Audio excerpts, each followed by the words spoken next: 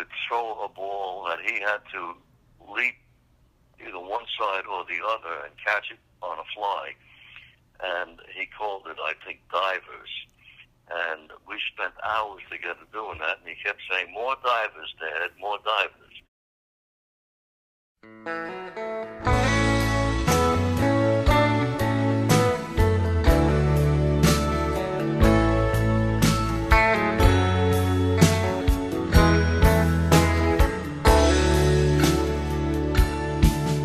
When the last rose of summer breaks my finger, and the hot sun chills me to the bone,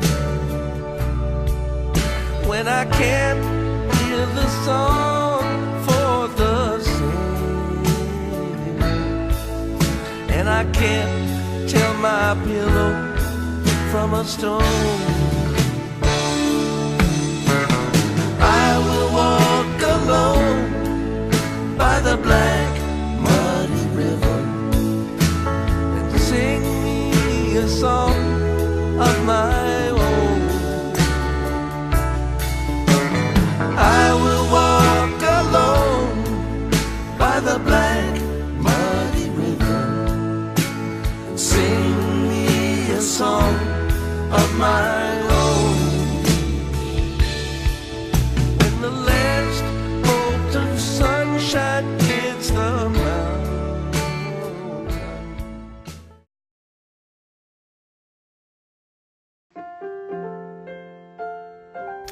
When I think of Eric, there are different words or phrases that come to my mind or heart in association with him. One of the words is salacious, because that's a word I just recently learned from Eric.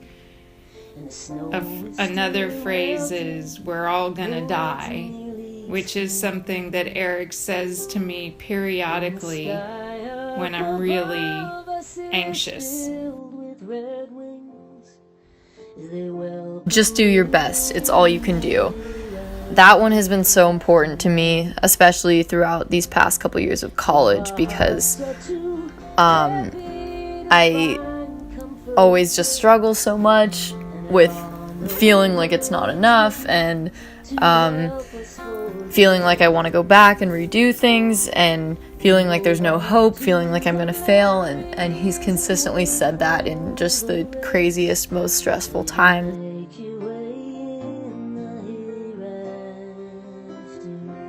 I guess the look. And the look was what you would get when you told Eric your problems, or, I would be telling him about, my girlfriend did this or that and I didn't like it, and, what do you think? What do you think I should do? And then he would just give you the look, which was this kind of long, uncomfortable pause where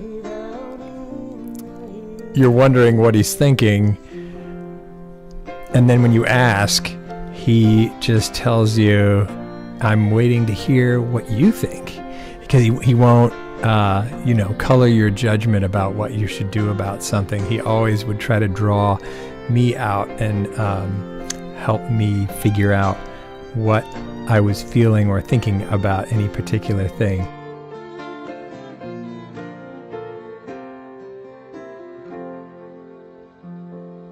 He taught me the real meaning of narcissism, and God for that matter.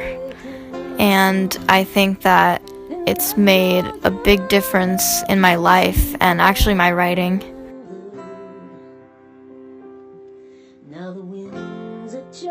Don't look now, Eric, but we're under surveillance. What do you do when you're done? Make a turkey cup. Patty, bring your ukulele over and I can help you learn.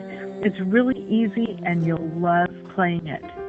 Eric, this is just one example of how your enthusiasm for life is contagious. He taught me the idea of calling process in relationships.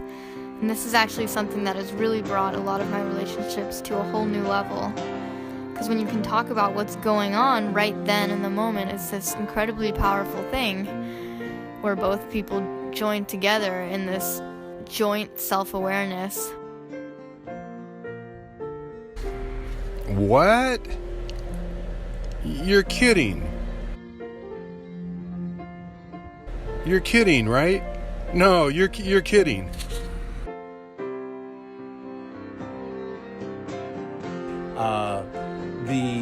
The phrase that cracks me up the most about that Eric uses frequently is "I'm not in love with it" when he wants to express his distaste for a particular food or place or restaurant. It's one of my favorite quotes that he has. The possible name Ping Pong Ball Head, which is what Eric had suggested they name their family dog when he was growing up, and when it didn't get used for the family dog, he proposed it as an option for us for the name of one of our children.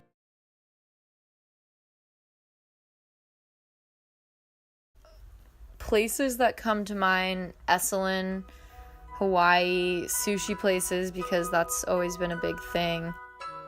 Going to Cal Expo to see Grateful Dead and looking for Felix. Pretty drives. Also Costco, because that's something that I really enjoy, and he enjoys, and Malia as well, in just kind of getting interested and looking at things that we don't really necessarily need.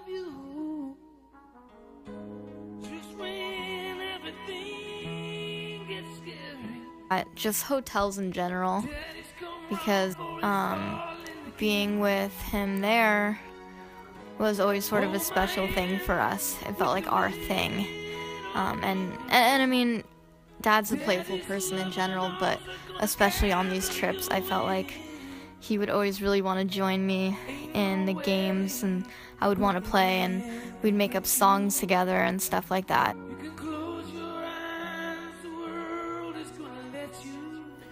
Remember this one, Eric? Going to Sacramento without plans. It gets dark. We have no place to stay. We go to Big Five. We buy the cheapest sleeping bags they have, and we stay in a city park. I wake up in the morning to find I was bit on the lip by a spider, and I looked something like Quasimodo. And sushi.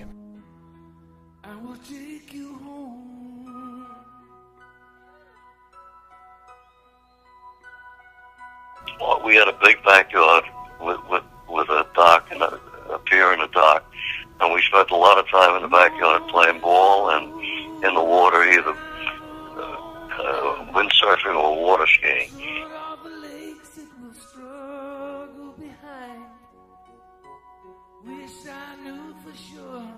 Dinner and cocktails and conversation over the fire pit.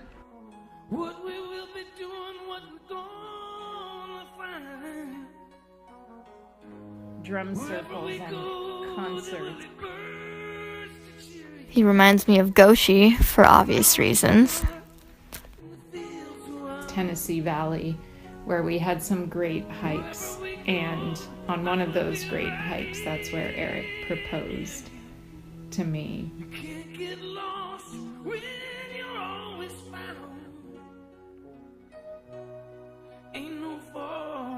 For foragers, it is not wise to share a prime spot of chanterelles with just anyone. It's only for the best of friends. Several times we found no mushrooms, but shared a peaceful walk filled with warm and deep conversation. I love our walks for chanterelles. The mushrooms are so tasty, but the conversation is much more memorable and valued. Whenever we catch a wave together and we're just riding down the line together, it's just one of my favorite times and experiences that I have. And also when I think of Eric, I just think of home.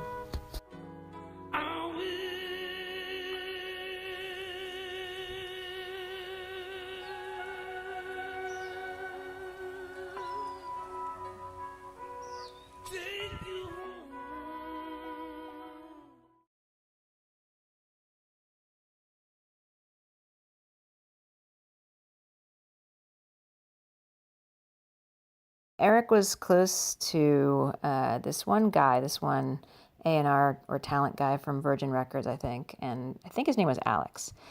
In any case, Alex sent us this one single and explicitly said that we could listen to it, but that we were not to put it on the air for another 3 weeks. So we looked at this one single, and there's no photo. It just says Lenny Kravitz. And we were like, oh my God, what did Alex just send us? Is this a joke? Is this another piece of shit from some like Jewish kid trying to make it in the rock and roll world? Lenny Kravitz, Lenny Kravitz. What is this? All right, so let's just play this thing and see how bad it is. So you can imagine our surprise when we heard the song for the first time, and it sounded like this.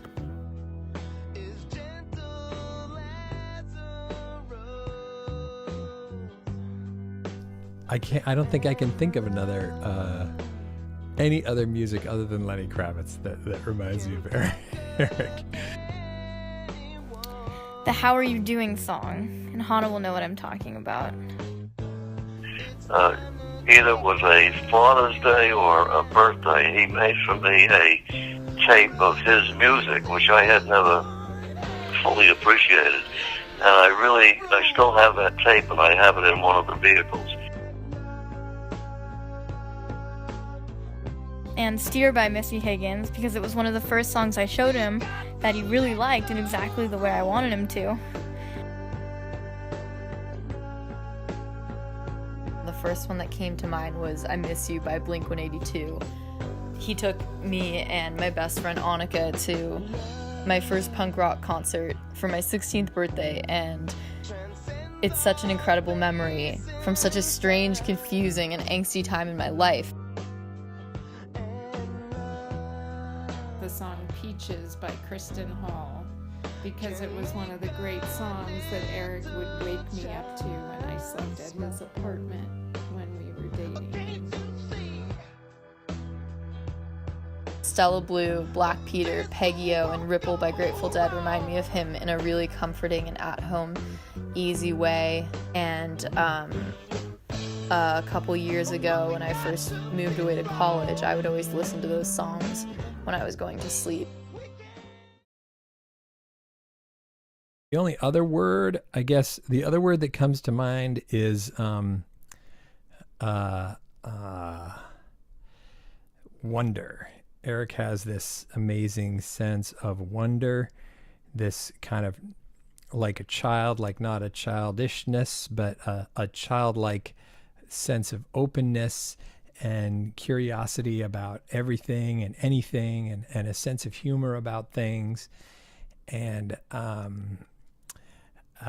it's just that's one of the really fun things about being around Eric, that he's kind of open to anything. He has no sort of preconceived notions. And that's what I think is great about this 50-year-old man that we're celebrating here. So let's help him up to the birthday cake, and and happy birthday, Eric. Sing me a song of my own, and sing me a song of my own.